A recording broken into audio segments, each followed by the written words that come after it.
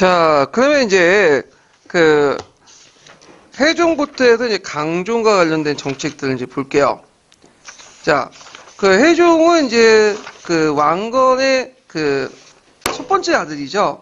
그래서 이렇게 즉위를 했는데 해종부터 해서 딱 즉위하자 왕규의 난이 일어났어요. 왕규의 난.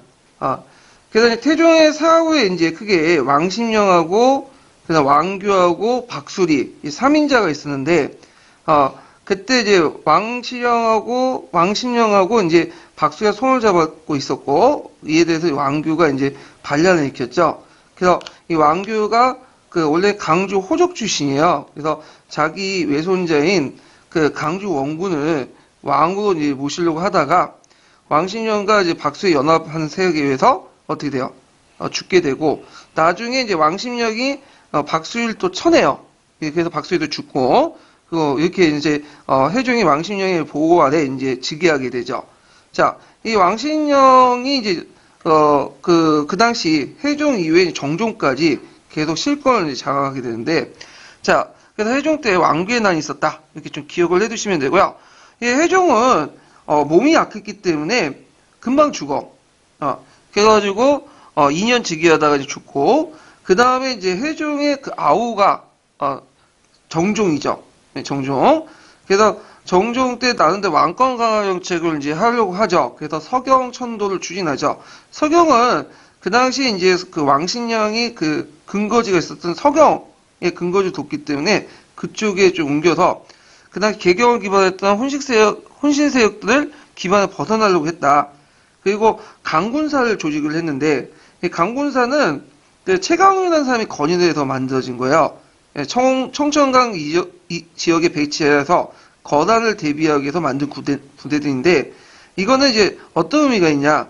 거란을 대비한 부대이기도 하지만 그다음 지방 아래에 있었던 농민들을 이런 그 강군사에 편입을 시켜서 강군에 편입을 시켜가지고 뭐냐면 자기가 직접 지배를 하겠다 중앙에서 그래서 일종의 이제 중앙집권적 어떤 특징들을 갖고 있다 이렇게 보시면 돼요.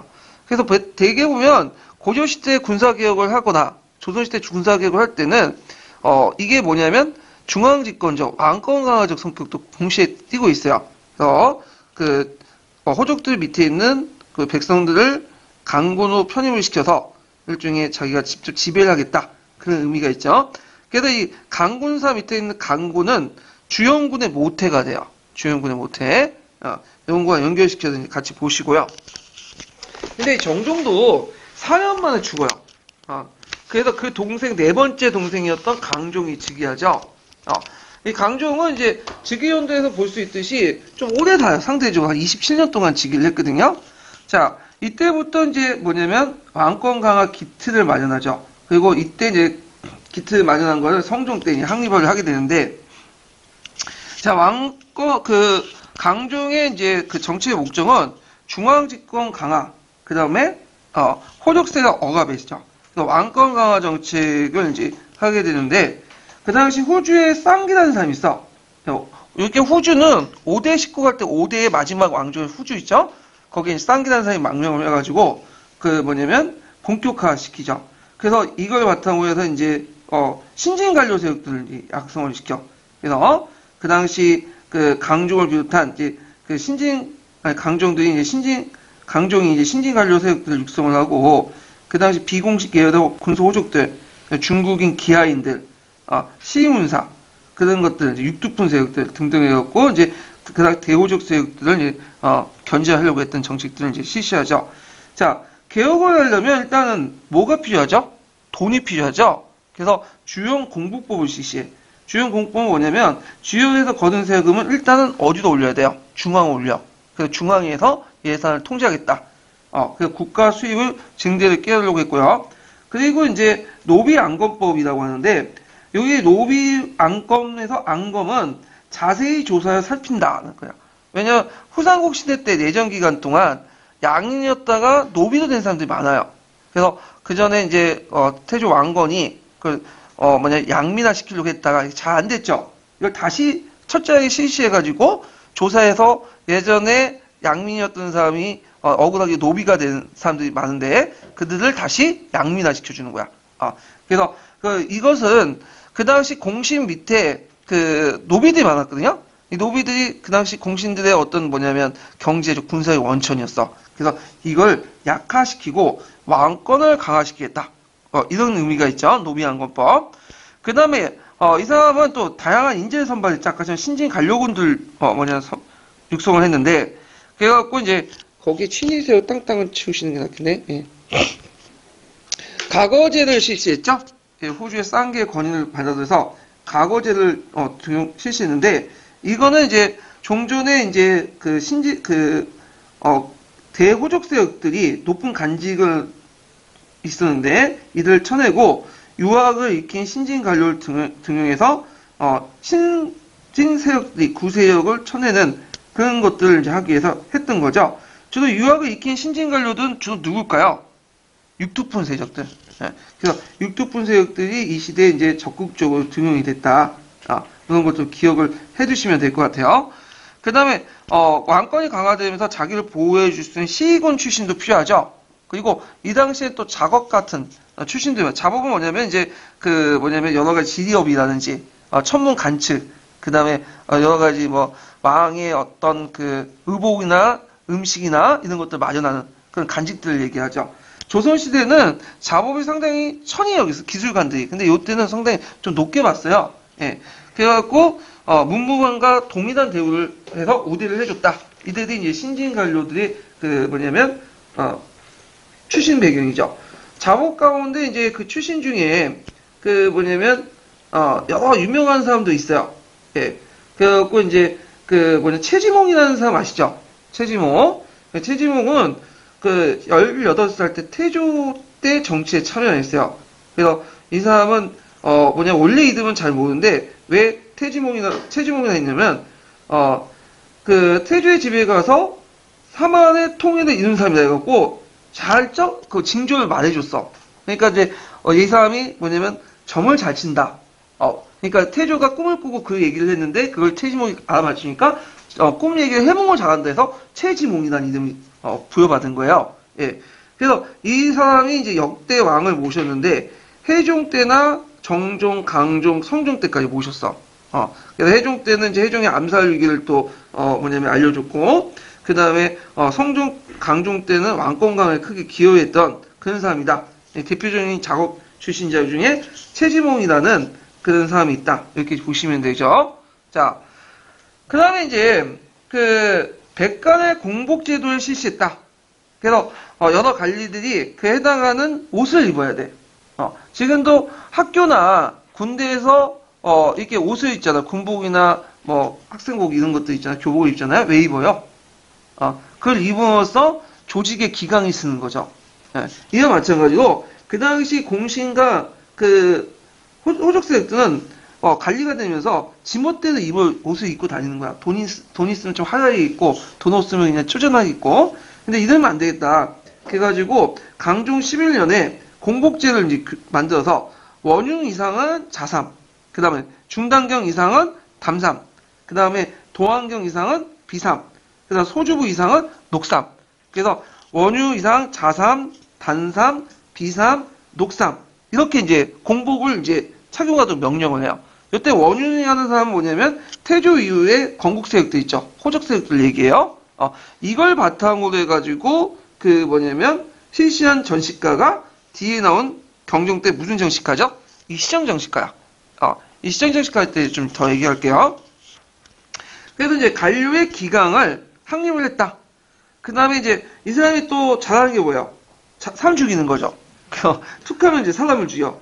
그래갖고 그 당시 공신과 호적 세력도 대규모 수청을 하죠. 그러니까 좀 토사구팽한다고 할까요? 왕조가 만들어질 때는 이렇게 도와줬던 건국 세력들이 막상 이제 권력을 이제 잡으니까 이게 이제 필요 없는 거야. 그러니까 고난은 같이 나눌 수 있어도 권력은 자기 혼자 가져야죠. 그러니까 그 당시 이제 토사구팽이들 식으로 다 쳐내요. 창의적이고 세력 있는 호족들 다 치고 뭐만 주변 놔둔 거예요? 예스맨들. 그래서 자기 말만 순종하는 그런 세력들을 남긴 거죠. 근데 누군가는 했어야 돼. 왕조국가에서는 항상 그런 게 일이 있거든요.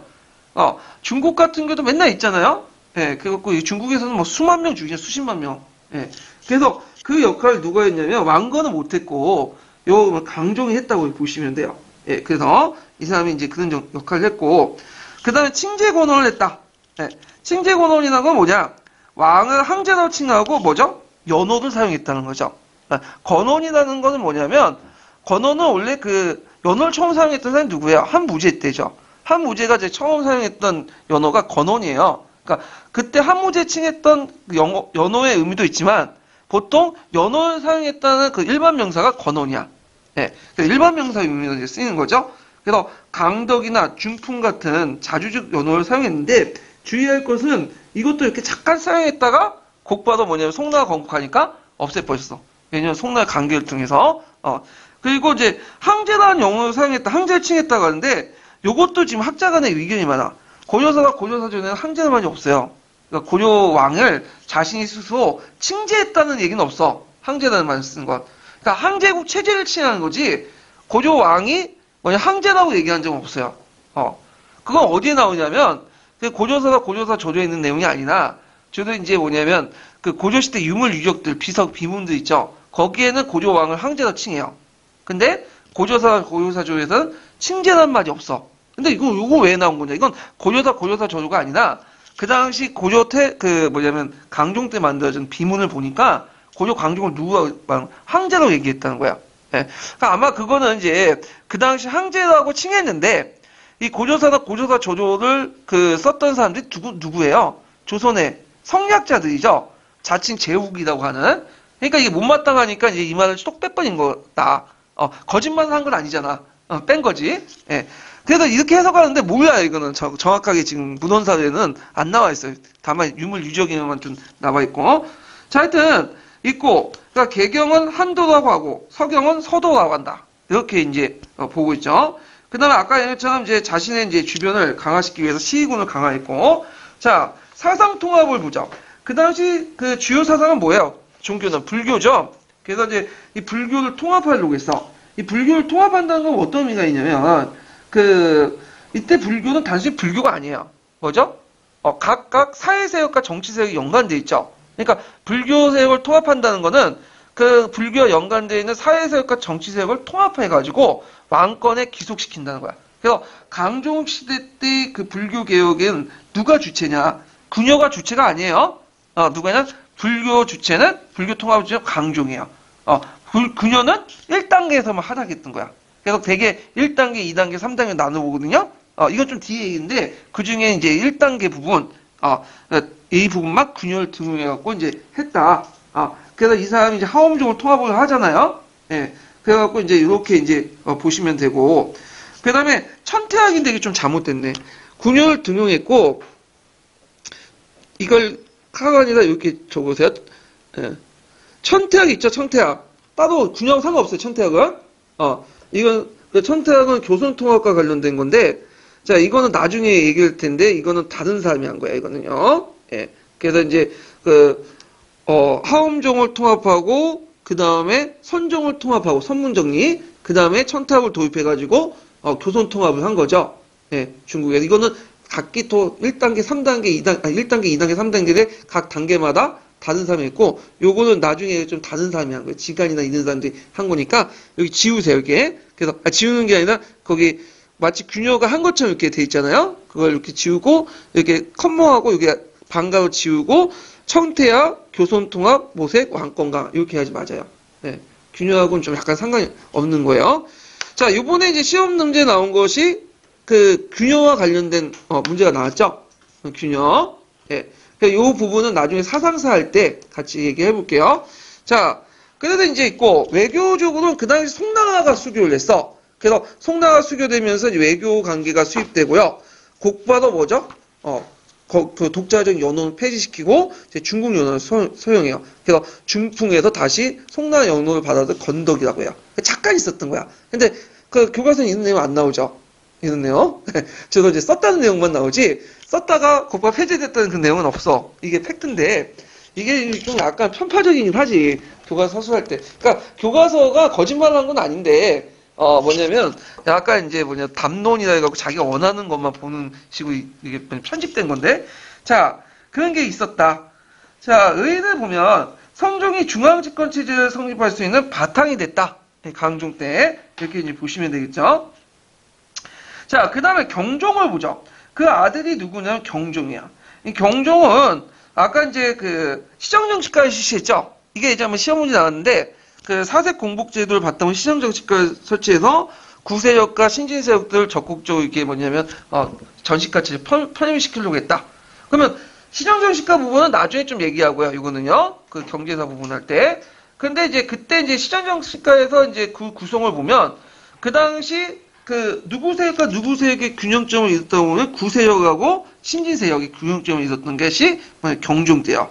그래서 구세력은 뭐냐?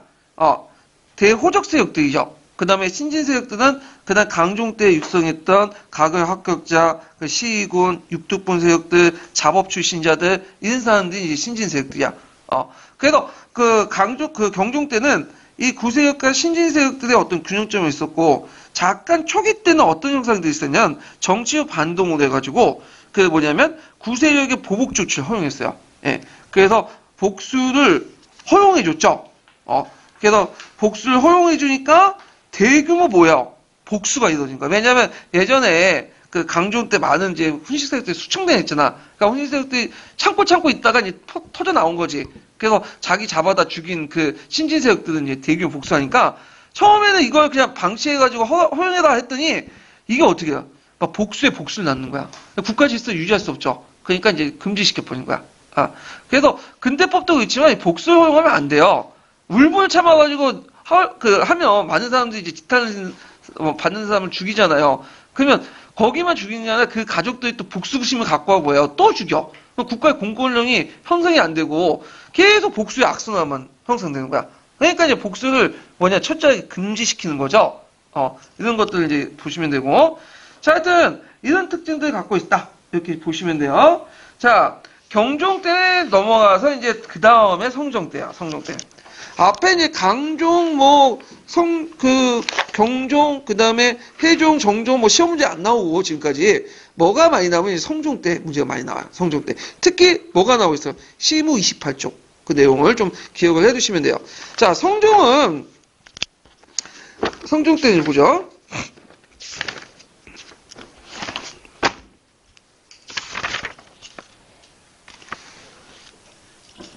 자, 이 성종은 특징이 뭐냐면, 이 사람은 대단히 친중국적인 인물이에요.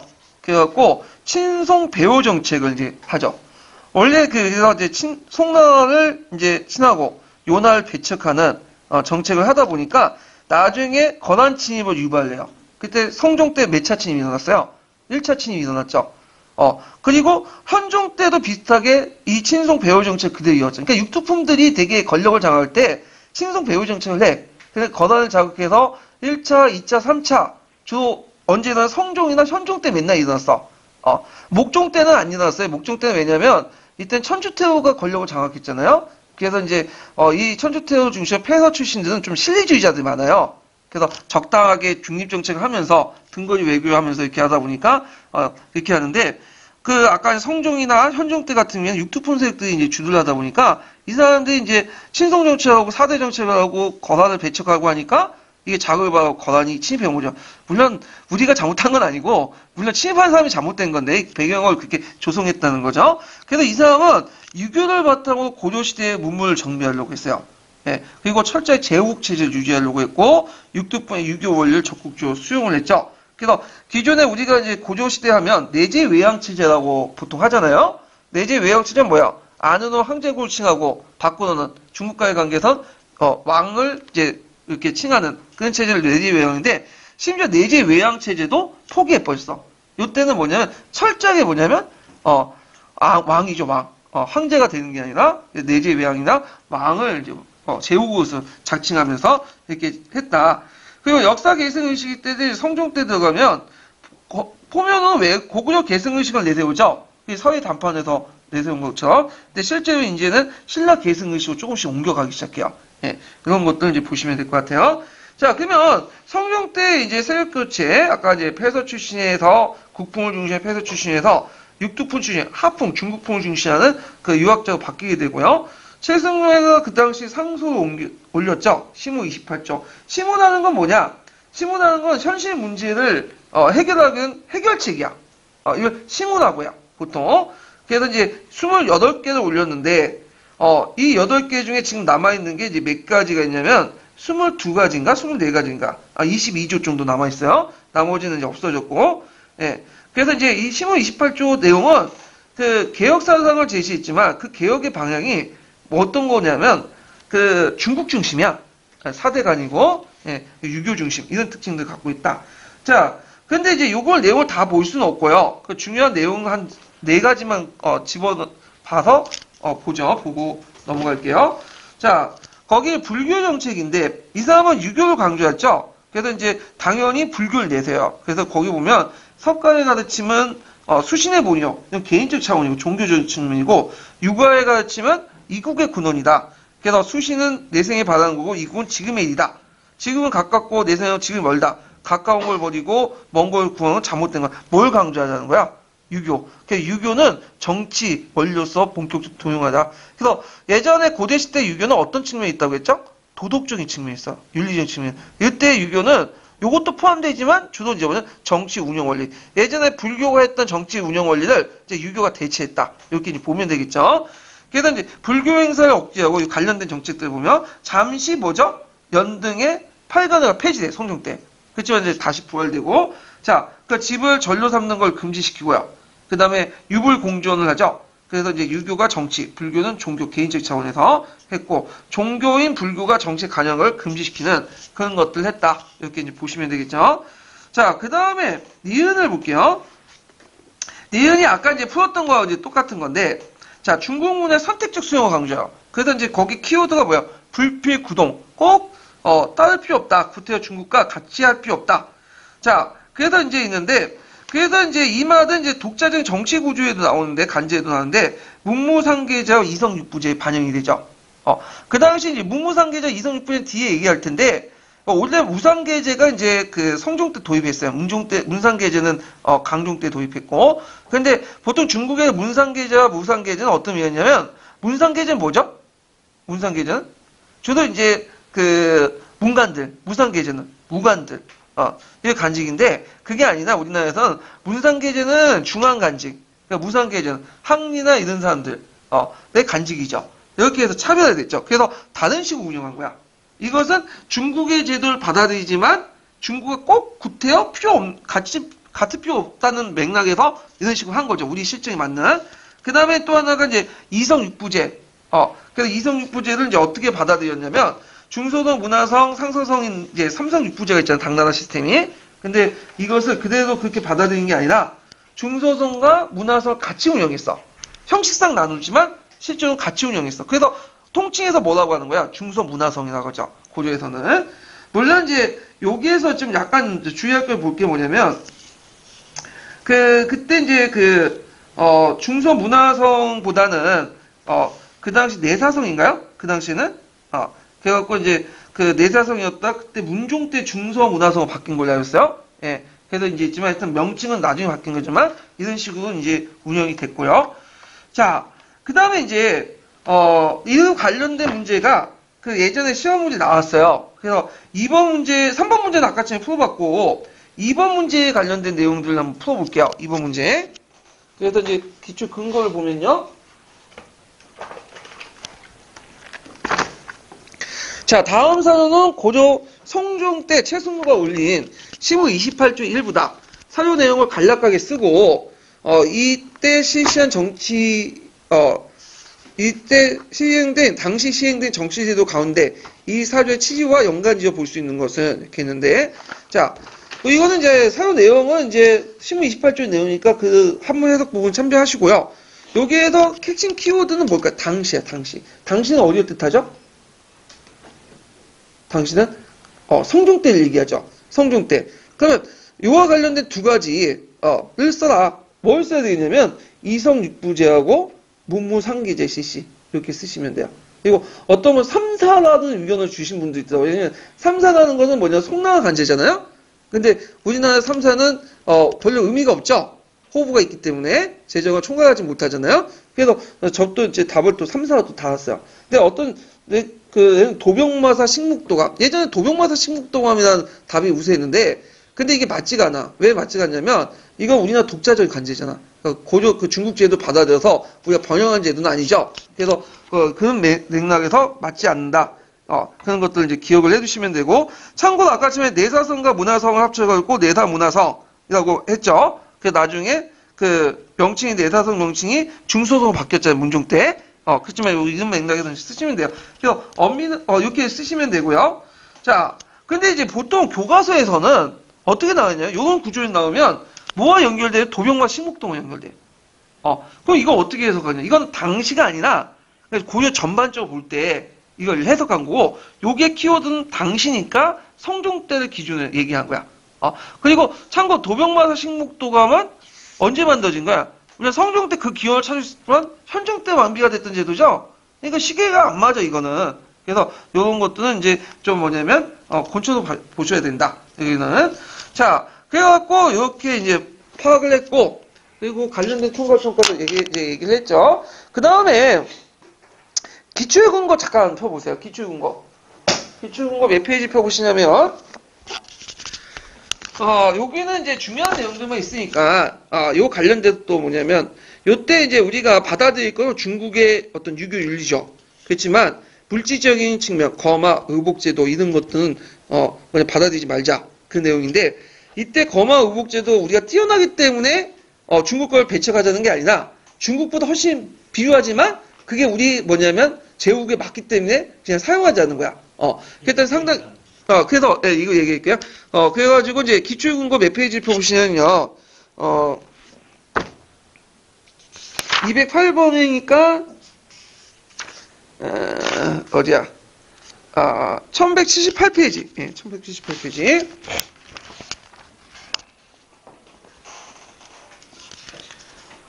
자, 여기가 이제, 제가 이제, 구편이와 관련된, 구편이와 이제 논문과 관련된 내용을 이제 찾았는데, 자, 여기에서 이제 중국의 불신 부분만 읽어볼게요. 중국의 학문적, 윤리적, 정신적 요소를 받아들여 우리의 생활을 발전시키되, 그 밖에 물질적 문명 요소에 대해서는 그 지역마다 지역적 특성이 있기 때문에 우리의 것을 따라 사치와 검약을 절저히 하여 우리의 물질 문화를 지켜나가자는 것이다. 그러나 중국의 정신적 요소와 물질 요소를 적절히 조화를 이룬다는 것은 실제 매우 어려운 것이라고 아닐까 생각한다.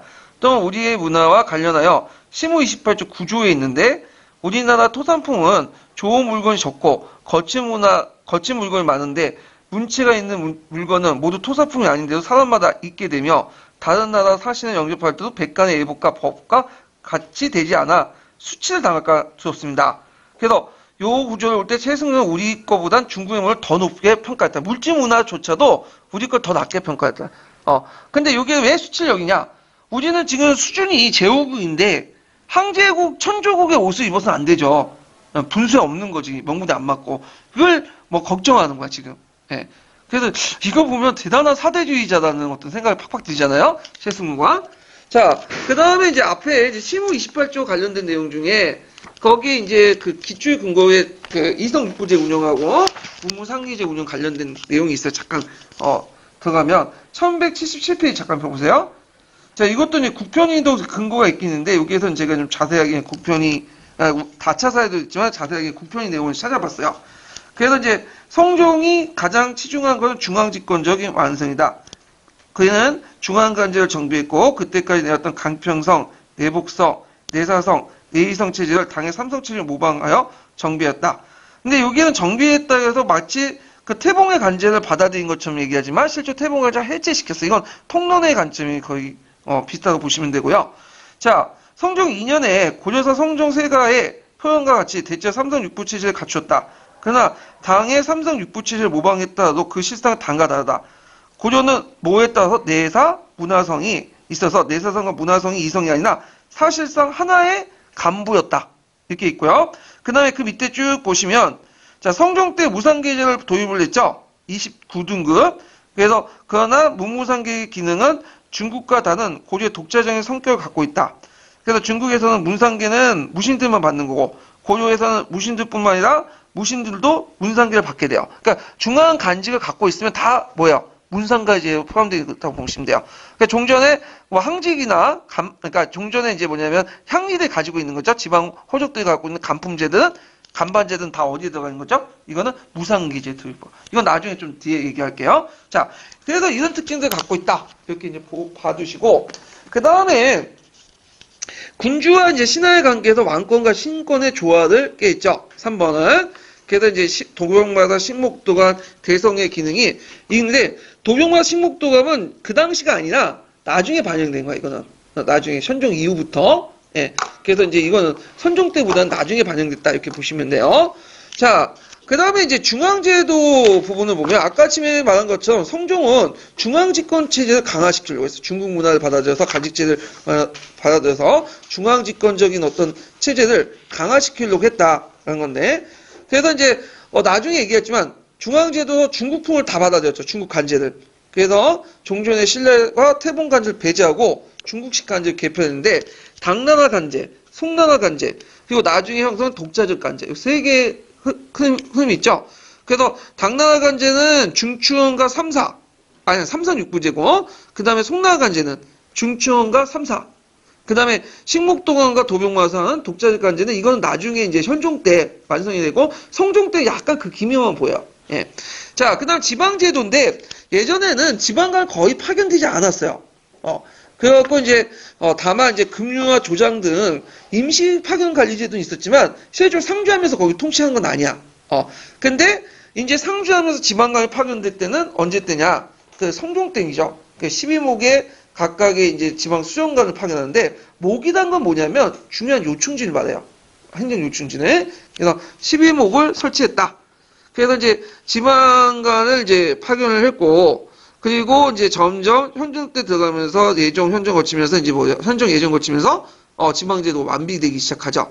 자, 그래서 이제 이런 내용들 파악을 해두시고, 이것이 뭐냐면 그 훈육 어디에 있냐면 시무 28조 내용이 있어요. 그래갖고 임금이 백성을 다스리는 법은 집집마다 가거나 날마다 볼 수 없는 것이기 때문에 각 지방의 수령을 왕의 대리자인 수령을 파견하여 백성들의 이해를 살피게 하고 살피게 하는 것인 바 우리 태조가 사망을 통일하신 후에 지방의 외관을 두려고 했으나 대체 초창기에 일이 번잡하여 미처 둘 겨를이 없었습니다. 이거는 이제 실제로 뭐 때문에 그런 거야? 호적색들이 강하기 때문이죠. 자, 그래서 이제 제가 보건대 시골 토호들이 매양 공부라는 이름을 빌려 백성들 침해 포악함으로 이 공부는 이제 세금이나 여러 가지 명목을 이제 해갖고 백성들의 생명을 유지하지 못하니 지방에 외관을 두기 바랍니다. 이런 내용이 있죠. 그래서 이때부터 청원에 외관을 뒀다 이렇게 보시면 되고, 자, 그 다음에 이제 지방제도 이제 관련돼가지고 이제 중앙제도 개편도 같이 포함되겠지만 이 안에 문무상계 완비와 향직 개편이 있어요. 그러면 여기에서 이제 문무상계제가 뭐냐? 원래 문무상계제는 중국의 제도예요. 근데 중국의 제도인데 우리나라 도입을 했는데 약간 이제 차이점이 뭐냐면 요게 약간 이제 표시가 이게 문상계제가 그 밑으로 내려와야 되는데 표 위에 중요한 건 하지만 자, 우리나라 같은 경우는 좀 약간 특이하게 이용했죠. 문상계제가 언제부터 도입됐죠? 강종 때. 무상계제는 성종 때. 그래서 이 두 대에 거쳐가지고 이제 문무상계제가 완비되는데 문상계제는 중앙의 문무관리들, 그러니까 중앙직을 갖고 있으면 다 뭐냐면 문무상 그 관리들 지급했고, 그 다음에 거기 이제 무상계제는 대상을 보면요, 향리, 탐날, 왕족, 기한, 여진족, 추장, 노병, 공장, 악인들에게 지급을 했고 향직 있다라는 걸 좀 기억을 해두시면 돼요. 이게 좀 잘못됐네. 여기까지 끊고 향직 개편 밑에요. 다른 거예요. 예. 그래서 이제 이렇게 문무상계제를 도입했다. 거기에 눈여겨볼 게 뭐냐? 향리죠. 향리는 곧 뭐예요? 중소호족 계층이야. 그 지역에 있는 중소호족 계층은 이제 향리 계층들을 얘기하는 거고, 그 다음에 여기 좀 눈여볼 게 쭉 보다, 여기 공장과 악인이 있죠. 악인은 뭐 음악과 관련된 거. 공장은 뭐냐면 간청수공업에 종사한 자죠. 예전에 시험 문제 나왔죠. 간청수공업에 종사했다고 다 무상계제를 받는 건 아니에요. 그렇지만 거기에 머물면서 이제 윤번제가 아니라 직업적으로 이제 일을 하는 사람들 있죠. 이런 사람들은 뭘 주냐면 무상계제를 줘요. 먹고 살아야 될 거 아니야, 이 사람들. 그래서 이런 것도 있다. 그 다음에 동시에 뭐도 개편해? 향직도 개편했어. 향직은 뭐냐면 종전에 이제 문무상계제가 도입되면서 기존의 신라와 태봉간제도 있죠. 이런 것들이 이제 유명무실화 됐잖아. 그렇지만 그렇다고 아예 없앤 것도 아니야. 근데 또 뒀어. 이걸 뭘로 개편했냐면 향직이라는 이름으로 개편한 거야. 그러니까 향직의 대상은 종전의 중앙가가 지방가 다 포함되는 거야. 그러니까 중앙가 지방가는 중앙가는 일단 문상계제를 받고 또 하나 뭐가 향직을 받아요. 그다음 저기 지방의 향리들은 무상계를 받고 또 향직을 받아. 요때 향이라고 왜 향직이라고 하냐면 시골 향제야. 그러니까 중국을 중앙으로 보고 우리는 뭐가 되는 거야? 시골이 되는 거 병방이죠. 그래서 향자를 붙인 거야. 우리 고유한 제도. 이걸 향직이라고 하죠. 그래서 나중에 이제 항약이란 거 할 때, 항약 운동할 때, 뭐 항약 집성방 이런 책들 있잖아. 이때 항자도 뭐냐면 우리는 좀 약간 변두돼 있고 중국은 이제 중앙이라는 생각에서 이제 나온 거고 그런 것은 이제는 나온 거죠. 그러니까 향자가 좀 우리를 얘기하는 거예요. 향자는 좀 좋은 의미는 아닌데 자, 뭐 이렇게 생각을 해보시면 되고 자, 근데 이제 학자에 따라서는 향직을 향리 개편으로 항리 직제 개편 보는 설도 있어요. 원래 항리 직제하고 향직은 또 다른 거거든요. 그러니까 향직을 고유한 간직 체계가 아니라 향리들 지편 그 항리 직제 개편 내용으로 본 거야. 그러니까 그 지방 간의 그 저희 항리들이 가지고 있는 간반제 시스템 있죠. 근데 대개 보면 이 향직은 중앙과 지방의 고유한 간제들을 개편하면서 문무상계제와 함께 항직도 동시에 받았다. 이렇게 기억을 해두시면 되고요. 향리 직제하고는 뭐냐면 관련됐던 견해도 있지만 대개 보면 부정하고 있고 향리 직제는 또 다른 거예요. 자, 향리 직제의 내용을 보면 향리 직제는 예전에 신라시대 때 호족들이 뭘 가지고 있었죠? 독자적인 간반제를 가지고 있었죠. 근데 이제 고려 초기 때까지 이게 거의 중앙급하고 맞먹는 거야. 그러면 이들을 가지고 있는 간반제의 견해를 뭐야? 약화시킬 필요가 있겠죠. 그래서 이 당시 이제 호칭부터 해서 그들이 가지고 있는 그 간청대 그 호칭을 깎아요. 그래서 당대등을 호장으로, 대등을 보호장으로. 당대등이나 그 다음에 대등이라는 건 다 신라 중앙간직이잖아요. 근데 신라 말기에 들어간 호족도 자기가 당대등이 대등이 이렇게 칭해요. 그러면 이런 것들을 가지고 있으면 어떻게 거의 중앙간직하고 그게 맞죠.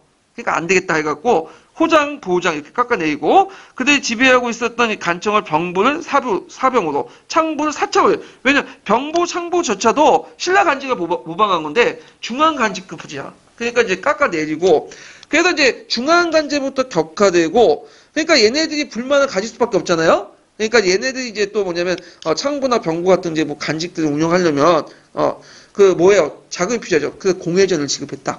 그래서 공회전은 원래는 호족대의 불만을 무마시키기 위해서 지급한 건데 나중에 이제 시간이 지나면 이 공회전이 이제 중앙 집권하면서 이제 이런 간부도 이제 없어지게 되죠.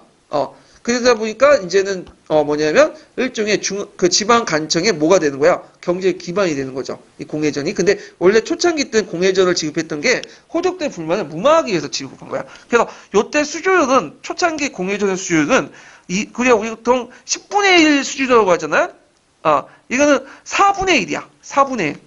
되게 높아요, 수조율이. 그래서 이제 피폐가 많았고, 그래서 나중에 4분의 1에서 다 10분의 1로 고쳐지게 되지만, 하여튼 공회전을 지급했다. 이렇게 좀 기억을 해두시면 돼요. 그래서 향리직제는 기본적으로 문무상계제하고는 또 다른 거고, 이거는 간반제의 전반적인 그 호칭이나 지위를 격화시킨 거야.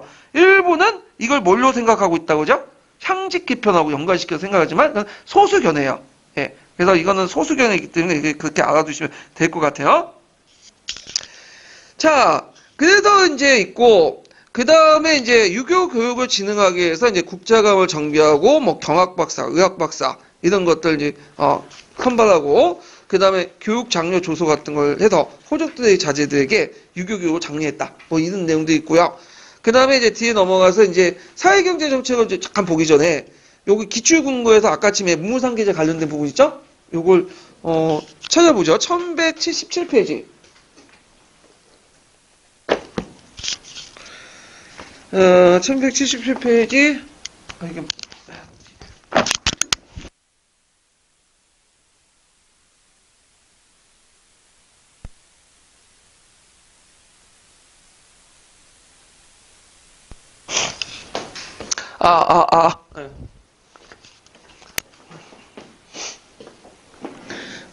여기 뭐 강의 듣다가, 뭐냐면 이게 마이크가 그 건전이가 다를 경우가 있거든요.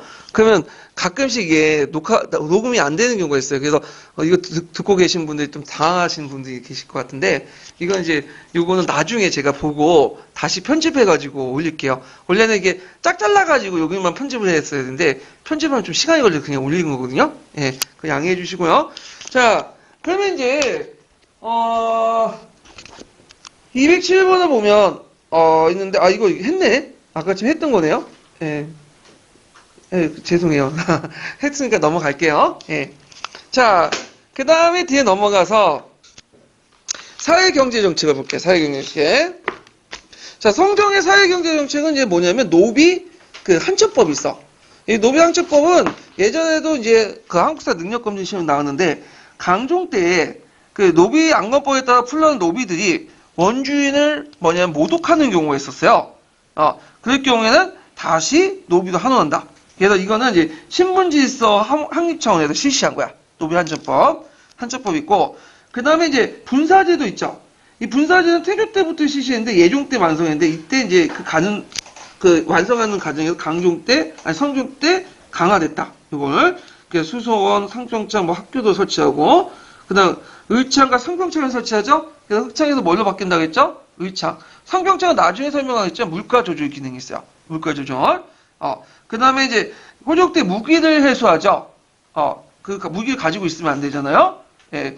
그래서 이제 이걸 바탕으로 해서 철전을 발행해. 이 철전이 뭘까요? 건원중보예요. 그래서 대개 보면 그 당시 이제 철을 이제 해술해가지고 녹여가지고 뭐냐면 두 가지 용도 쓰는데 건원중보 철전을 발행하고 그 다음에 그 불상 있죠. 불상을 뭘로 만드냐면 철로 만들어. 네, 철상을 만들어가지고 이렇게 해가지고 만들어요. 네, 평화적인 방법을 이용한 거죠. 평화적인 방법. 네, 트럼프보다 나은 것 같아. 그래서 학생이 총질한다고 해서 교사도 총을 갖고 있어야 된다? 그런 논리보다 훨씬 더 합리적인 거죠. 예.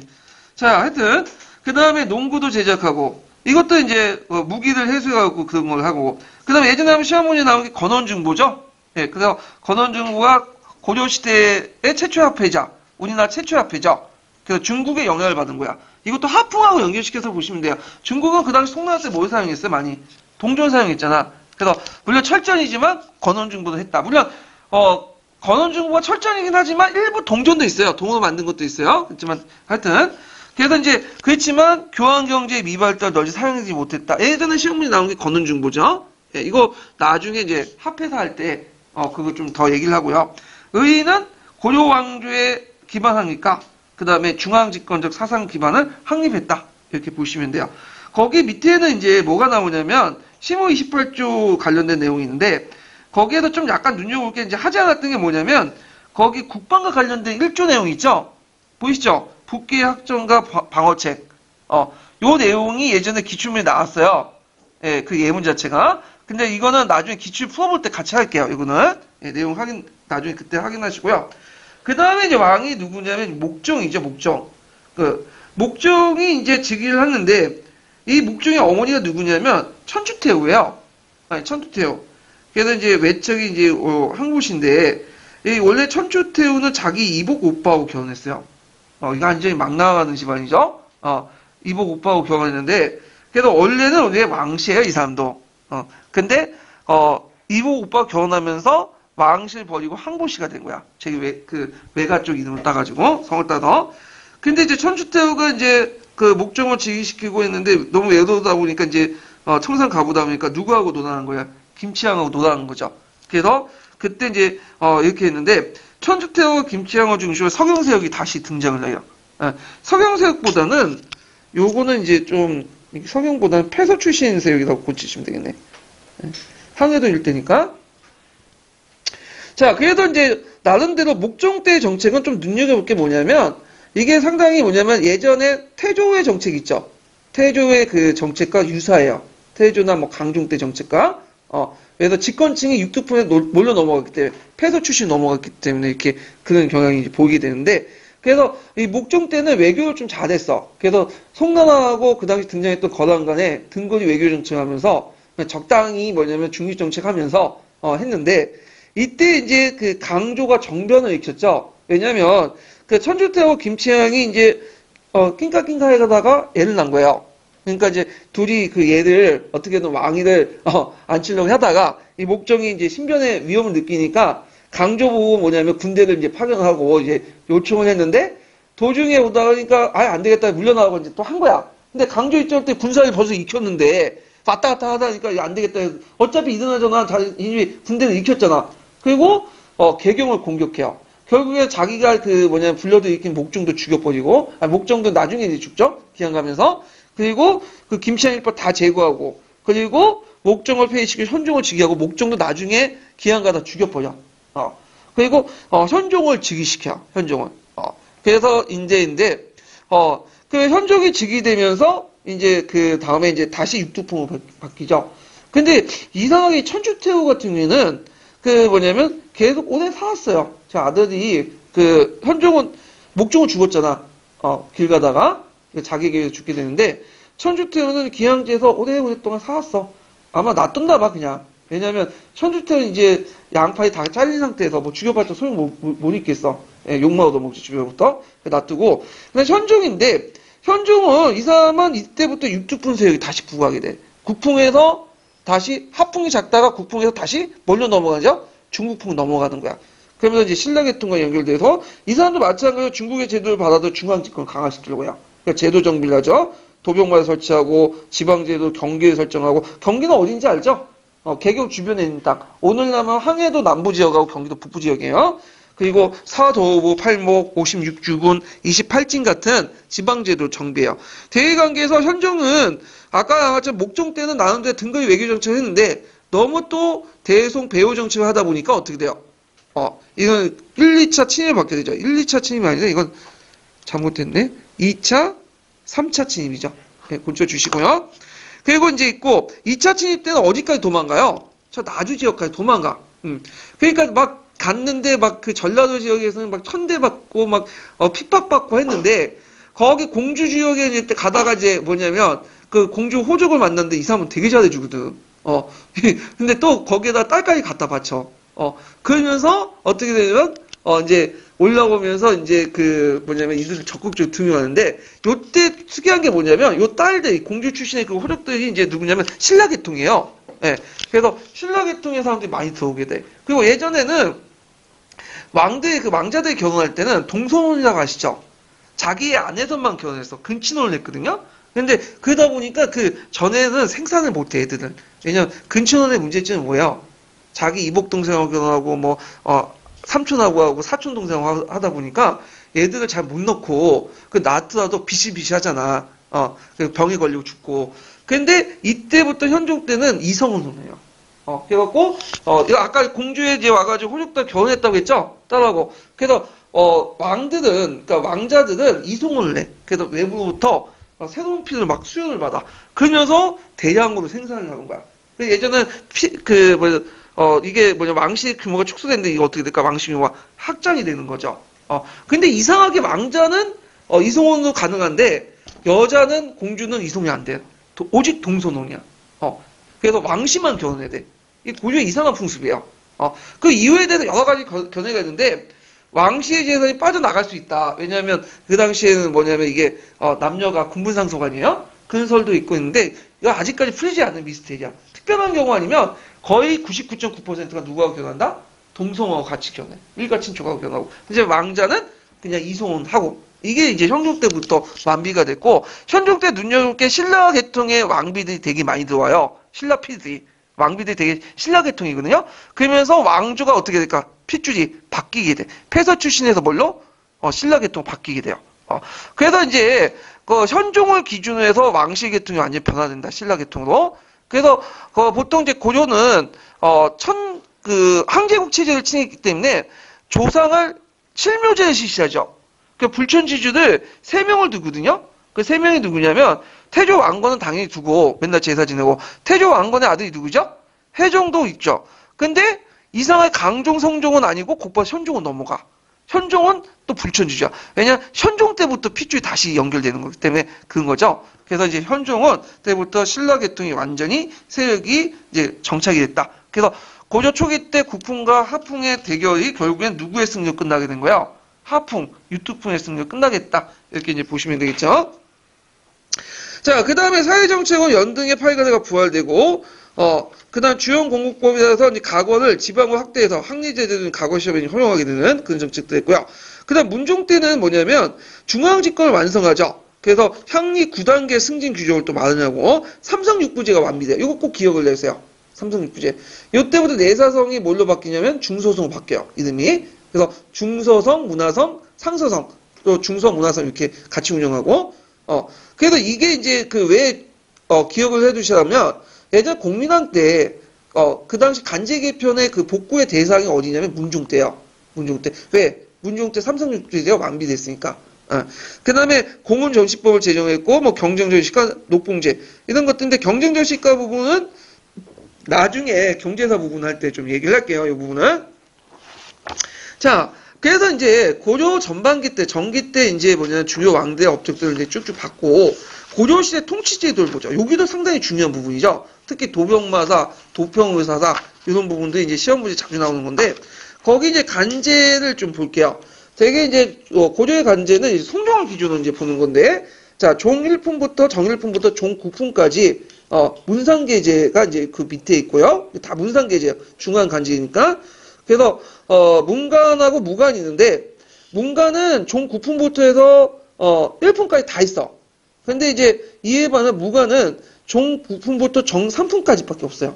그러니까 많이 올라왔자 상장군이 정 3품이에요. 그만큼 문간이 그러니까 문간보다 무간이 더 차별받았다는 거죠. 무간이 더 차별받았다는 거죠. 문간 좀 우대받고. 그래서 이제 이런 것도 있다. 이렇게 이제 보시면 되고. 그 다음에 거기에 보면 이적에 속하는 거 있어요. 이적, 이속직 같은 거 있죠? 이속직은 풍계에 속하지 않아요. 이거는 보통 관리할 때 니자 있죠? 그 니에 속하는 거. 이건 보면 행정 그냥 실무 아정급이에요. 이런 것도 있는데, 이런 것도 이제 좀 기억을 해두시면 돼요. 여기는 없나?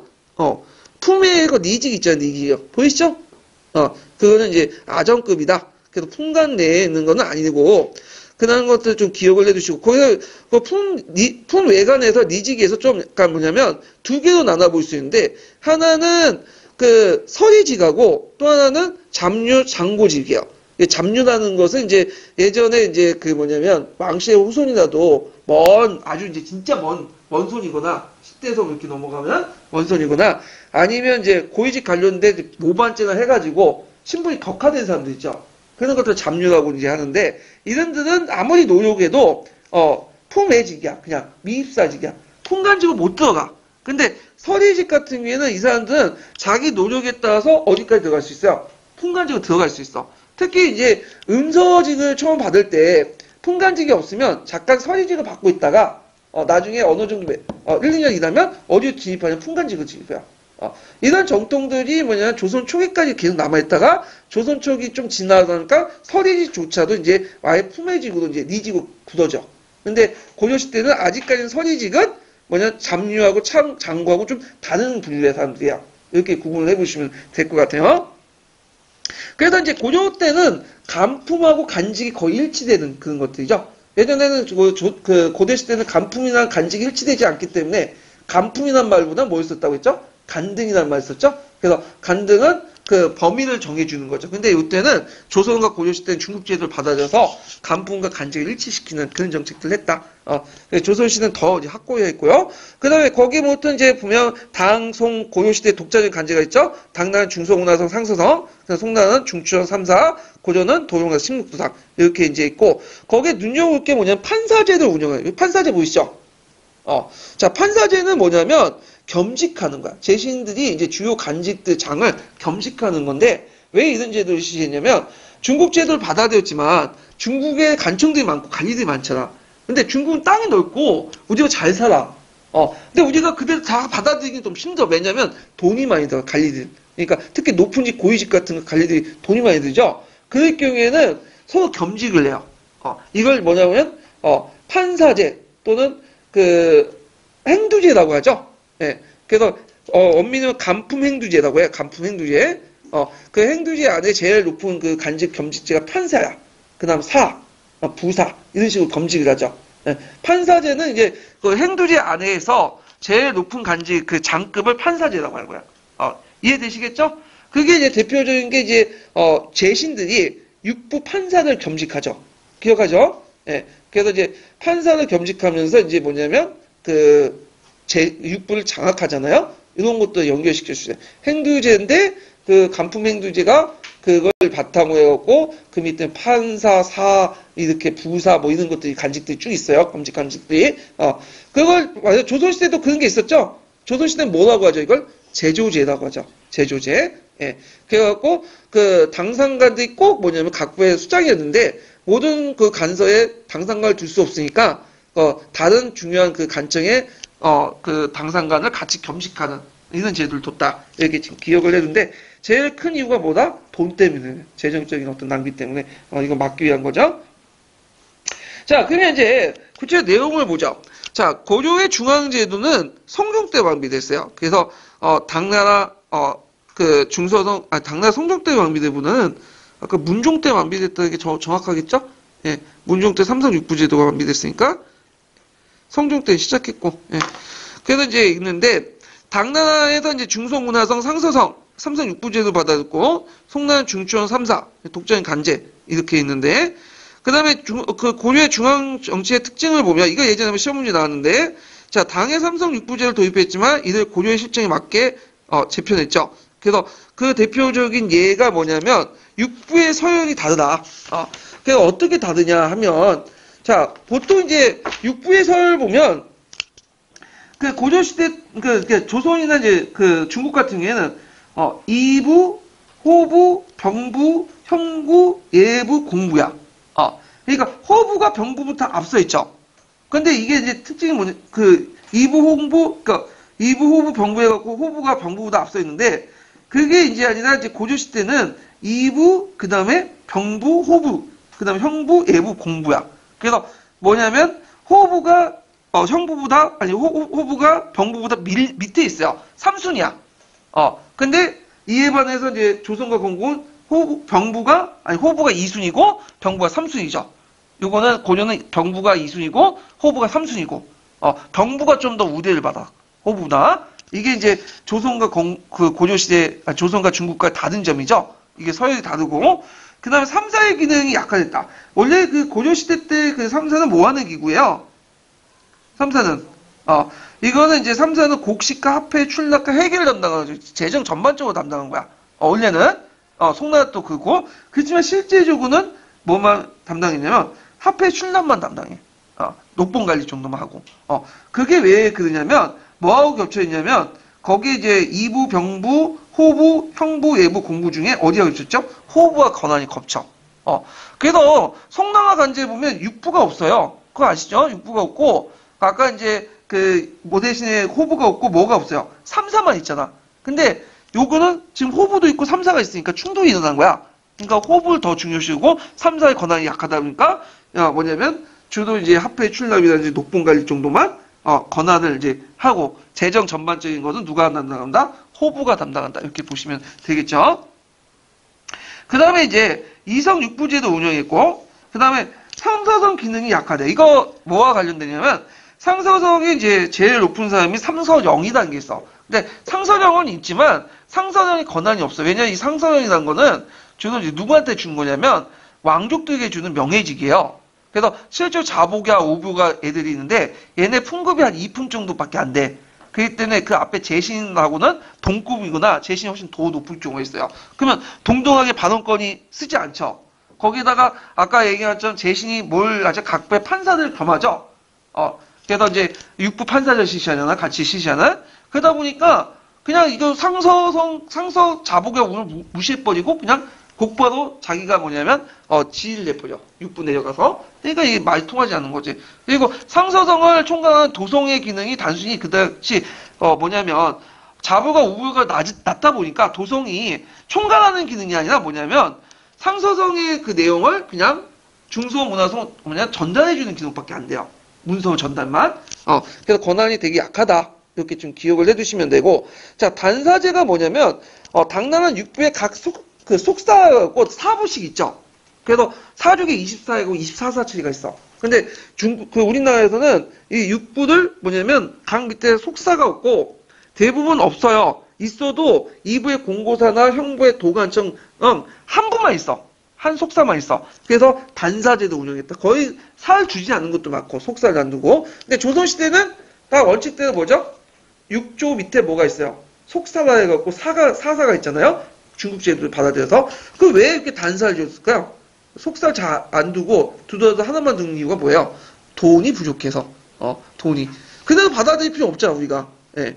자, 그리고 아까 이제 상서동 도당의 권한이 약화된다. 아까 말했죠. 자아, 복야 이런 것들이 2품밖에 안 되기 때문에 재신들이 판사직을 겸하기 때문에 그냥 무시해버리고 그냥 통과시킨 거죠. 그래서 도성은 그냥 문서 전달 역할만 해주는 거야. 자, 이런 것들 좀 기억을 해두시고, 그래서 그 밑에 중성문화성 상사성 체제, 이렇게 이성 체제의 특징들 이제 도표 설명했으니까 보시고, 잠깐 이제 넘어가서 중성문화성을 이제 볼게요. 중성문화성. 자, 보통 이제 제추라고 해가지고 그 고조시대 중요한 간부가 중서문화성하고 제부와 그다음 그 밑에 있는 중추인 추민원이라고 부르는 추부 이렇게 두 가지가 있거든요. 격은 중서문화성과 중추원 중에 격이 어디에 높을까요? 중서문화성이 더 높아요. 자, 중서문화성은 왜 중서문화성이냐? 중서성과 문화성은 원래 별개의 기관이지만 고조시는 같이 운영한다고 했죠? 그래서 이제 중서문화성이라는 이름으로 같이 운영을 했고요. 거기에 이제 소속된 간직들을 보면 재신들이 있다. 재상들이 있고, 이들은 이제 재신급은 거의 재상이라고 보시면 돼요. 그래서 이들은 백관을 통령하고, 여러 간직들을 통령하고, 정책을 결정하는 것들이고, 거의 2풍 이상이에요. 2풍 이상. 그러니까 5명을 이제 보통 재신이라고 하는데, 문화시중, 평장사, 참지정사, 정당문화, 지문화성. 문화성사 이렇게 있는데 여기에서 제일 그래도 뭐냐면 그 중에 제일 넘버원이 뭐겠어요? 문화시중이죠. 예. 그래서 그 당시 중서문화성 문화부를 통관하는 제일 높은 간직이 문화시중이다 이렇게 보시면 돼요. 그 다음에 3품 이상은 낭사라고 하는데 낭사는 대간의 업무를 맡고 있어요. 대간. 그러니까 대간은 뭐냐면 그 정근대 시대 때는 이제 왕조국가에서는 언론 기능을 누가 담당하냐면 지금은 기대기들이 담당하잖아요. 솔직히 말하는. 기대기들 아시죠? 예. 기대기들이 담당하는데, 그 당시 기대기들이 담당하지 않고, 얘네들이 체제 안쪽으로 제도화를 시켰어. 간직제도. 그래갖고, 이걸 이제 뭐냐면 대간이라고 해. 대간. 예. 그래서 대간이라고 있고, 대간이 크게 이제 강이 있고, 대간이 있죠. 제가 발음이 좀 시원치 않아서 그런데, 하여튼, 그거 있는데, 그 대간은 뭐냐면, 주로 감찰, 사찰과 관련된 거고, 그 다음에 간은 뭐냐면 동박 서경과 관련된 내용이에요. 이렇게 있는데 고려시대, 조선시대 다 있어요. 이런 내용은. 자, 하여튼 요때 이제 그 뭐냐면 대간 기능을 감당했던 게 낭사와 그다음 뒤에는 어사대 관련된 내용이죠. 그래서 어사대는 주 대간 기능을 담당했고요. 그 다음에 이제 낭사는 간 기능을 이제 담당했는데 간간은 이제 세 가지 게 있어. 간쟁, 봉박, 서경. 그래서 이제 간제, 봉박, 소경 그 내용 아셔야 되겠죠? 간쟁은 뭐냐면 군주의 불가한 처사나 가온을 간언하는 거야. 이게 아니되옵니다 하면서. 그러니까 언론 기능이에요 일종의. 그래서 이걸 사간원이 담당하죠. 사간원 조선시대 때는 그렇지만 고려시대 때는 낭사가 담당했고요. 그다음 봉박은 그 부당한 조치를 봉안하는 거야. 거절하는 거야. 이제 봉박권이 있는데 이거는 이제 당나라에 보면 그런 게 있죠. 중서성에 내려온 간직을 그 내용을 조칙을 뭐냐면 문화성에서 거부권 있죠. 봉박권 그거 이제 연결시켜서 보시면 되는데 저는 예전에 조선시대도 이런 게 없는 줄 알았어. 조선시대. 조선시대 찾아보니까 있더라고요. 봉박권이. 네, 봉박권이 있어요. 조선시대도. 자, 그래서 서경은 문무관의 임명이나 법의 개폐 등을 심사 동의하는 거야. 그러니까 이제 왕이 명령을 했더라도 다 뭐냐면 통과시키는 게 아니라 이걸 서경을 해야지만 통과시켜. 그 왕권의 어떤 인사권의 남발, 왕이면 인사권의 남발을 좀 견제하는 그런 의미가 있는데, 조선시대에도 서경이 있죠? 근데 조선시대 서경은 좀 특징이 뭐냐면, 고려시대 서경은 모든 간직에 다 포함돼요. 고위관리나 하위관리. 근데, 조선시대 때는 5품 이상은 안 돼. 5품 이하만 되는 거야. 5품 이하. 예. 그래서 이제 이유에서 좀 차이가 있다. 그 다음에 이제, 겸직제도가 있다고 했죠? 이걸 간품행두제라고요. 쳐보시면 알아요. 예종 때 확립된 제도인데, 이 간품행두 겸직제는 뭐냐? 자, 상서 육부의 제일 높은 판사, 3사의 판사, 그 다음에 도병부의 판사, 이런 것들 다 겸직을 하는 거야. 그래갖고, 그 재신들이 이런 6부 판사제나 삼사의 판사, 도병마사 판사, 식목동의 사. 그다음 보통 그 총지휘관은 뭐냐면 보통 출정관이 있죠. 출정군. 그래서 이제 지방에서 반란을 일으키거나 아니면 병방하고부터 이제 공격을 받을 때 그 중앙군을 파견해요. 그러면 출정군 사령관이 있어야 되잖아. 근데 고조시대는 군사령관들 주로 누굴 임명했냐면 그 무관들을 임명하지 않고 누굴 임명했어요? 문관들을 임명했어. 그래서 문관들인데 대개 임명된 사람이 뭐냐면 제신들이 임명돼요. 그래서 파견되죠. 그래서 우리가 알고 있는 강간찰이니 뭐 김부식이나 이런 사람은 원래는 문관 출신이 아니에요. 다 뭐죠? 문관 출신이죠. 근데 이성계는 어떻게 설명해요? 이성계는 진짜 특이한 경우예요. 이거는 이성계 있죠? 예. 그래서 이제 조선시대도 한번 이성계 했다가 쿠데타 해가지고 아주 뒤집어낸 거 아니야. 그러면 이건 또 방지해야 되겠지.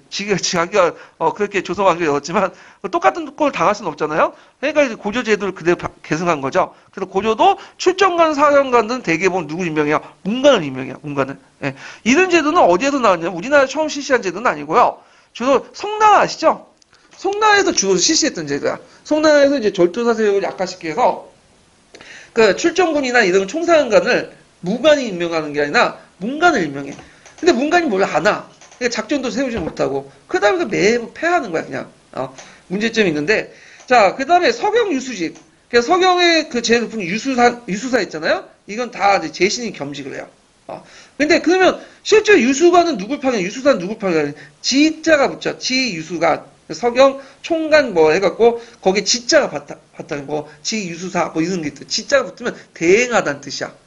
그래서 실제 검직을 하지만 다 모든 걸 할 수 없으니까 자기 대행하는 사람 또 임명해요. 근데 대행할 때는 그 앞에 지자가 붙어. 뭐지 뭐 간직 이런 간직이야. 네, 이것도 이제 송나라 간제들 이제 연험하는 건데, 자 하여튼 이런 것도 있다. 그 다음에 이제 중천과 함께 고려시대 핵심 권력기구다 이렇게 보시면 되고요. 그 다음에 삼서성과 육부의 관계를 보자. 그러니까 육부가 독립된 행정조직을 가지고 있지만 상서성이 육부의 실질 지휘관이 되지 못한다. 아까 도당이 약하다고 했죠. 왜냐하면 육부 판사제 때문에 중서문화서 재신이 어디에서 하죠? 육부의 판사를 겸직하고 있어요.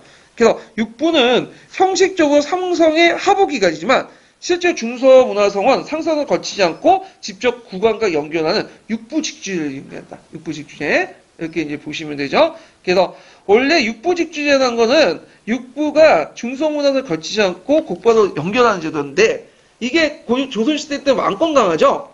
육부 직계제인데 요때는 실제 왕권 강화 측면 육부 직주제를 했지만 실제로 그게 의미가 안 돼. 왜 의미가 그 왕권 강화가 안 될까? 육부 직제가. 육부의 재신은 누가 차지하고 있죠? 육부의 판사를 재신들이 다 참여했잖아. 그러니까 말이 왕권 강화지만 실제로 이거는 왕권을 약화시키는 거야. 이때 고조시대는. 그래서 고조시대 실제 의미 육부직지는 표면적 왕권 강화지만 실제로 아까 치면서 중서문화성 상서성을 거치지 않고 국왕과 직접 연결하는 기관이지만 실제 어떻게 운영된다? 재신이 그걸 겸직하기 때문에 실제로는 왕권 강화보다는 왕권 약화의 의미가 있다 이렇게 보시면 돼. 형식화됐다. 네. 그리고 육부 직주제의 원래 의미, 직접 올리는 거 왕권 강화의 의미는 이제 이것은 나중에 조선 때 의미예요. 이거는 이제 이거. 그다음 육부의 서열도 당과 달리 이, 병, 호, 형, 예 공부의 순서죠. 그래서 고조가 병부를 더 중요시한다 이렇게 보시면 되고 참고로 조선시대는 조라고 하죠. 육조라고 하잖아. 이건 부라고 하죠. 왜 부겠어요? 내지 외양체제이기 때문에 항제국체제이기 때문에 부라고 하는 거야. 조선시대는 조라고 하죠. 왜 조야? 자칭 제국이기 때문에 조라고 하는 거야. 예, 격이 좀 떨어지는 거예요. 그거는. 자, 그래서 이제 이렇게 이제 보시면 되고요.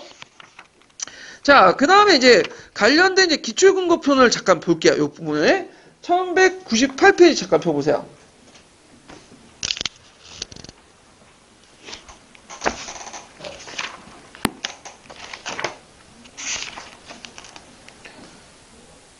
자, 1198페이지 보면 거기 이제 253번을 보면 상서당을 권한 부분이 있죠. 자, 한번 보면요. 당나라에서 육부를 관할하는 도당이 설치되어 상서당 기능이 강화되어 있지만 고려는 그렇지 못하다. 상서성은 중앙의 육부와 지방의 주연사의 공물 중개구나 국가 행사를 주관하는 사무기관에 지나지 않았다. 또한 육부는 형식적으로 삼성의 하부기관이었지만 실제로 중서문화성은 상서성을 거치지 않고는 직접 국왕과 연결하는 기관이었다. 이렇게 이제 있고요. 이렇게 있고 7차 지도에 있는 내용인데 참고로 여기서 팩트가 좀 잘못된 게 뭐냐면 당나라 육부도 그렇게 강한 게 아니에요. 왜냐면 당나라의 육부의 제일 높은 게 이제 육부를 통과하는 상서성이라는 게 있는데 거기에 상서령이라는 간직이 있거든요. 근데 상서령이 허직이에요. 왜냐면 당태종이 한때 태자시기 때 상서령을 겸직했어. 그러니까 이제 그 다음에 황제가 됐던 사람이기 때문에 신하가 감히 황제가 겸직하는 간직, 그러니까 황제가 지냈던 간직을 지내지 못한다 원칙에 상서령 공소를 둔 거야. 그러니까 실제 자복이야 우부가 된 거죠. 그러니까 상서정도 당나라에서는 통과 기능 약해요. 근데 이 사람이 이제 한국 사람 전공하다 보니까 이렇게 써놓은 것 같은데. 자, 그 다음에 중서문화성과 중추원 육기에 보면 고려시대의 중심이 된 건 상서 육부대 정부 조직이다. 그래서 이제 삼성은 원래 중서성, 문화성, 상서성 세 개를 말하고 고조에서는 실질적으로는 중서문화성과 합해서 중서문화성이란 당일기구로 이뤘고 그 문화관이 제일 높은 게 문화시중이 되고요. 그리고 이들을 제부라고 한다. 그리고 이제 중서문화 간증은 2품이나 제신과 3품 이하의 낭사가 구성이 되는데 제신은 백간을 통령하고 정책을 의논 결정하고 낭사는 간쟁, 봉박, 서경이 있다. 이거 중서문화성과 함께 고려의 주요 정치가 제부인데 그러니까 중추원인데 이걸 추구라고 하죠. 중추원은 중서문화성은 제부인데에 반해서 이거 추구라고 하고 제추 또는 양부의 칭호를 갖는 권력기구다. 그리고 2품 이상의 추밀을 군기를 강정하고 3품 이상의 승선은 왕명충량을 담당한다. 그래서 군기는 뭐야? 국가와 군사와 뭐죠? 기밀사무. 그 다음에 이제 여기 승선은 왕명충잡인데 왕명충과 관련된 거는 조선시대 뭐가 있죠? 승정원이 있죠. 승중원. 이거 연결시켜서 보시면 될 것 같아요. 그 다음에 고조는 중추원과 함께 송지했다 3사를 만들었으나 하나의 회계기구에 불과하고 그 기능이나 지위가 낮은 형편이다. 왜 낮았겠어요? 그거는 이제 호부가 존재했기 때문이죠. 이렇게 이제 보시면 돼요. 자, 그러면 이제 다시 넘어가서 3사를 볼게요. 3사. 자, 3사는 아까처럼 말한 것처럼 이제 성취 국가의 전국 전납을 춘납을 담당한 총괄기관이지만 재정의 권한이 모두 호부했기 때문에 실제 국가의 수의나 세무, 녹봉 정도만 관리하는 그런 기능에 담당을 했고요. 그다음 중추원은 추부라고 하죠. 추밀과 승선이 있죠. 추밀은 종 2품, 정 3품 출신이 담당했고, 그러니까 앞에는 제신보다 좀 약한 재상급이지만 좀 거기 떨어지는 사람들이야. 그래서 기능은 군기를 담당했고, 국가 기물이나 군사 업무를 담당했고요. 그 다음에 이건 조선시대에 뭐와 연결되냐면 상군부와 계승돼요. 상군 도총부 뭐 그런 것들 있죠. 이거 연결시키고, 겸직을 이제 보면 이것도 마찬가지로 이제 뭐냐면 간품 행두제 일환으로 겸직제도가 있어. 일단은 육부 상서를 담당해. 왜냐면 판사 다음에 그 낮은 게 상서야. 그러니까 그걸 이제 담당하고 도병마에서 판사는 재신 담당, 사는 누가 담당하냐면 이 중추원에 담당해요. 그 주민이 담당하고 식목도 가면 좀 격이다 할 때 제일 높은 게 사인데 거기에 사는 이제 아까 중서문화성 재신 담당하고 그 밑에 부상을 담당하죠. 그다음 강간과 어사대부 이렇게 겸직하고 있다. 이렇게 보시면 되고, 그러니까 전반적으로 겸직을 하되 재신보다 좀 한 단계 낮게 겸직을 하는 거예요. 예.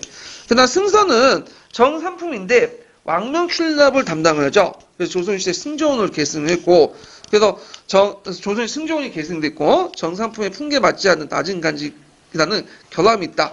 자, 그래서 이제 주로 이제 상대적 국정 운영의 재상의 기능이 커지기 때문에 그 좀 낮은 간직에 머물렀다. 승선은 이렇게 좀 기억을 해두시면 돼요. 오늘날 뭐 비서기구 정도 이렇게 보시면 돼요. 승선을.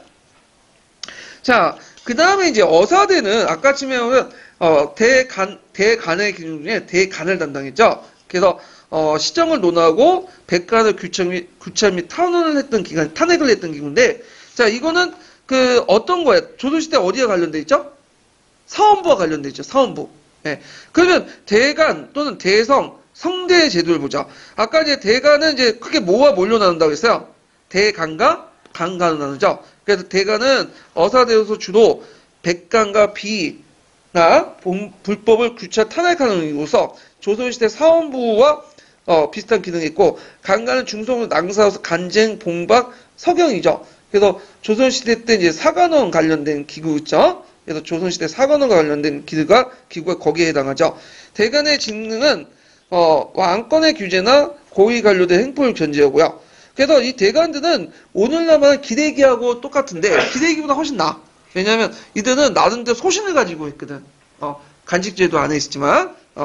자, 조선시대 차이점이 뭐냐? 조선처럼 독립간섭을 이루지 못해. 고려시대 그 대간들은. 그래서 운영적인 측면에서 주로 중성은 하급 기능적 성격을 갖고 있어요. 그리고 조선은 오품 이하만 서경의 대상이지만 고려는 정관리가 서경의 대상이었다. 이렇게 이제 보시면 되겠죠. 자, 그래서 이제 이렇게 해서 이제 한번 고려시대 있고 뒤에 넘어가서 자, 그러면 중앙정치제도 운영상의 특징을 볼게요. 자, 아까 이제 심호 28조에서 얘기한 것처럼 국왕과 귀족의 권력의 조화를 구방했죠.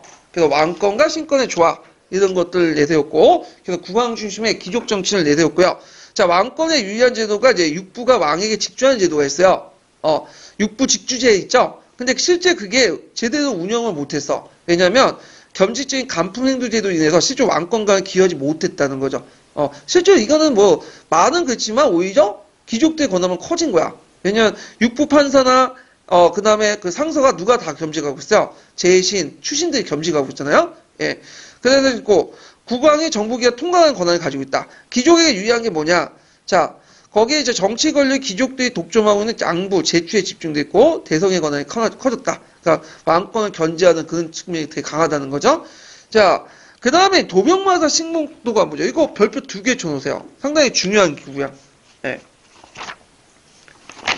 그래서 이제 이게 자주 나오는데 도병마사 식목도감은 고려의 독자성을 보여주는 간제죠. 그래서 심호 28조 나올 때 보통 이제 당신한 말만 안 나오면 고려 정부 심호 28조 후대에 어떤 영향을 줬는가 할 때 이 도병마사 식목도감은 고가서나 통론에서는 그렇게 나와요. 이 구조 나오고 심호 28조 나오고 이게 관련된 것은 뭐냐? 그러면 도병마사 식목도감을 쓰시면 되는데 거기에 예전에 기춘에는 뭐야? 당시다는 말이 붙었죠. 그러다 보니까 도병마사 식목도감이 빠져서 나가는데 자, 도병마사 식목도감은 일단 뭐와 뭘로 구성되어 있죠? 제신과 추미대우는. 그러니까 오늘날만은 그 상설 간직이 아니라 테스크포스 팀이라고 보시면 돼요. 그때 사안이 있을 때마다 모여가지고 얘기를 하는 거야. 그래서 학교에 가보면 그런 것도 있죠. 뭐 선도위원회, 뭐 학폭 그런 것도 있죠. 상설 기관은 아니잖아.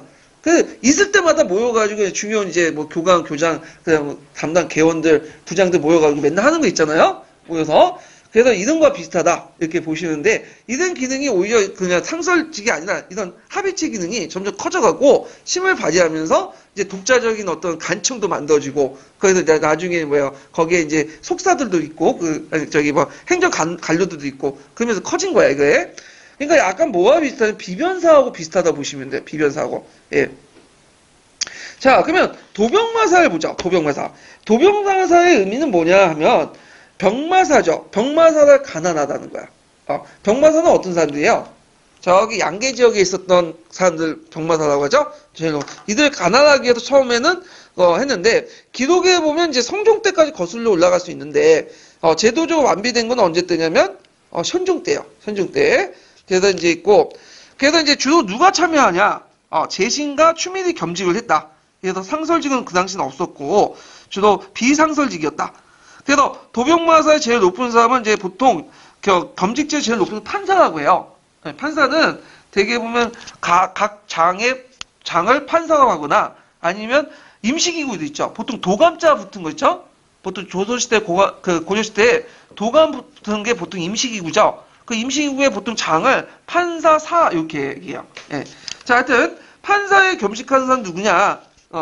그래서 문화시중, 여기 시중은 문화시중이에요. 평장사, 참지정사, 정당문화, 지문화성사 이런 것도 있고 그 다음 사는 좀 한 단계 낮죠. 겸직지에서 6추밀이 여기 겸직, 6추밀 직사에서 한 품 이상이고 그 다음 단계가 부사, 그 다음 판관, 녹사, 이속 이렇게 이제 볼 수 있는데 판사는 제신, 사는 추밀 이렇게 담당했다 이거 좀 기억을 해두시면 되고요. 도병마사의 변천 과정도 이제 좀 기억을 해둬야겠죠. 고려 초기 현종 때 완비가 합의기구를 설치했던 거고 무인정권 때는 좀 약간 밀렸어. 이 중방인이 뭐 고조의 그 무인정권 기구에 밀렸지만 고종 때 두어서 이게 점점 국정 전반을 총괄한 도당으로 이제 호칭하는데 왜 고종 때 있게 되냐면 이 고종이 되게 오래 살았어요. 아마 상당히 많이 살았는데 고조 시대에서 제일 오래된 왕이야. 그래서 고종 때는 이제 최씨 무인정권부터 해서 임진, 임원 막 여러 무인집권자들이 이제 집권했거든요. 근데 최후 때는 킥소리 못했죠. 강하니까. 근데 이제 그 밑에 보면 최이나 이런 사람이 막 뒤하면서 이 사람들이 막 유약하고 잘 몰라. 최영이나 최이 넘어가면서. 근데 이 사람들이 이제 국정 영역이 없다 보니까 이제 그 당시 원나라하고 막 싸우고 있었잖아. 몽고족하고. 그러니까 이제 경험 많은 사람이 필요한 거야, 원료 대신데. 그러다 보니까 이제 여기 이제 점점 조금씩 도병명사 얘기하기 시작해. 그러면서 이런 문제를 얘기하면서 뭐냐면 이 도병명사 권한이 점점 커지면서 이제 그 당시에 원나라하고 계속 싸우다 보니까 원래 도병명사가 군사 관련된 기능만 갖고 있죠. 근데 원나라 싸우다 보면 군사 얘기 외에도 군사 관련되니까 뭐 재정 업무도 하죠. 왜냐하면 식량을 어떻게 보호받을 것이냐, 그 다음에 정치는 어떻게 할 것이냐 같이 논하면서 어떻게 되냐 도당의 호칭 얻게. 도당은 뭐냐 국정 총괄을 얻는 일반적 명사를 얘기하죠. 일반 명사. 그러면서 이건 비변사하고 마찬가지. 비변사도 원래는 상설 기구가 아니었죠. 비상설 기구였다가 상사가 됐다가 양난을 거치고 나서 갑자기 중요 기구를 뽑았기 때문에. 왜냐면 양난 때 맨날 모였던 기구가 어디야? 비변사야. 그러니까 비변사에서 이제 주로 논의다 보니까 전제 끝난 후에도 계속 비변사 논의하는. 이거 이제 비슷하다 보시면 돼요. 자, 그러면서 충녕왕 때 이제 도당이라는 명칭, 그러니까 도병마사라는 명칭이 맞지가 않은 거예요. 왜냐면 이때 이 당시에 이미 도평의사사가, 도병마사가 군사뿐만 아니라 전반적인 걸 다 논해요. 거기다가 충녕왕 때 간직개편이 있었죠. 간직개편. 그 원나라의 간직개편이 있었는데, 그때 이제 간직이 격화되면서 기능이 축소되잖아요. 그 부족한 기능을 어디로 다 옮겨가냐면 요 도병마사로 옮겨가요. 국정 전반의 내용을. 그리고 요때 뭘로 개편되냐면 도병마사에서 도평의사로 이름 바꿔버려. 왜냐 도병마사면 마치 군사적 업무만 하는 것처럼 비춰지잖아. 근데 이 당시에는 군사뿐만 아니라 국정 전반으로 이제 다루기 시작하니까 도평의사사라는 이름으로 바뀌게 되는데 요때 개편 내용은 원나라 간섭 안에 이루어진 게 아니에요. 이거는 우리가 독자적으로 한 거야. 물론 상황적 배경이 원나라가 이제 간직을 격퇴되면서 그 업무가 이제 어디로 넘어간 거야? 도평의사서 넘어간 것도 있겠지만, 이건 우리 간직이 개편이기 때문에 독자적이겠다. 왜냐면 도평의사사는 항제국 간직이 아니죠. 우리 독자적인 간직 체제잖아요. 그런 거 연결시켜서 이제 보시면 될 것 같아요. 자, 그래서 이제 도평의사서 개편돼서 모든 국사를 합의 시행한 최고 정보기가 상사가 됐고요. 그 구성원도 크게 확대돼요. 고점의 제추 상위가 70명에서 80명을 구성된다. 그러니까 제추 상위가 뭐냐? 제추는 아닌데 상위가 뭐냐? 상위는 뭐냐면 제추직은 아니지만 제추와 비슷한 권한을 갖고 있는 직이라고 보면 돼요. 그래서 거기 국무회의에 참가한 사람 중에 장관직이 아니면서 참여한 사람도 있죠. 그런 거와 비슷하다고 보시면 돼요. 예. 그래서 제추 상위까지 이제 가지고 있다. 그래서 그때 밀직사와 천위까지 참여하게 되는데 이건 나중에 이제 간직 개편할 때 더 얘기하고요. 자, 그 다음에 행정사무로 했던 육색장, 육방, 녹사, 색장이나 녹사가 붙으면 이제 행정사무와 관련된 거야. 그리고 이거 총괄은 경력사. 이것도 행정사무와 관련된 간직책이죠. 그래서 이런 것들이 설치됐다. 그러다가 이제 도병마사 권한에 있다가 이제 조선 초기까지 계속 남아 있었어요. 근데 이제 거기에 뭐 측근 정치하고 등등 하면서 이제 하다가 정조 때 이방원에서 폐지가 되죠. 이방원 입장 볼 때는 이 도병마사 별로 안 마음에 안 들어. 왜냐하면 그 재신들이 모여가지고 측근 정치했던 산신이거든. 그러니까 약화됐다 해도 계속 측근 정치하니까 쳐내고 대신 만든 게 뭐예요? 의정부잖아. 근데 의정부도 이제 권력을 좀 넘겨주다 보니까 마음에 안 드니까 의정부에서 이제 제껴두고 뭘 강조시키죠? 육부를 강조해요. 육조를. 예, 이건 조선시대 내용이니까 이거 들어가서 보시면 되고 식목도가 하면 좀 격이 낮아요. 이거는요. 이것도 현종 때 말했는데 거기에 이제 식목이라는 것은 뭐냐 격식, 조목을 이제 일구고 보통 이제 조선시대나 고려시대 도감을 만든 거는 뭐냐면 도감이라는 것은 어떤 특정 업무를 맡기 위해서 임시로 만든 기구예요. 이 도감이라는 게. 그래서 고려시대 국가 주요 제도와 격식을 유정했던 기관인데 격이 낮기 때문에 그 밑에 재신의 간직 또한 낮죠. 그래서 사, 부사, 판관, 녹사 이렇게 되어 있고 사는 2명인데 사는 2명은 성제라고 하는데 이거 2명만 담당하는데 주로 재신들이 담당해. 그 중에 문화시중이 자동으로 포함돼. 문화시중은 내가 보니까 그 운영위원회나 뭐 학폭 열 때 보통 교감은 필수로 이렇게 들어가는 것처럼 거의 단골 소재에 들어가는 것 같아. 실제 이 사람이 하지 않더라도. 자, 그 다음 부사 4명, 추미를 있고, 그 판관, 그 다음에 녹사, 이렇게 이제 운영이 됐다. 이렇게 이제 보시면 되겠죠. 자, 그래서 이제 식목동의 구성, 이렇게 이제 보고, 좀 쉬었다가, 그 밑에 이제 기출 분과하고 뭐 관련된 그 서브노트 기출 문제 풀어볼게요.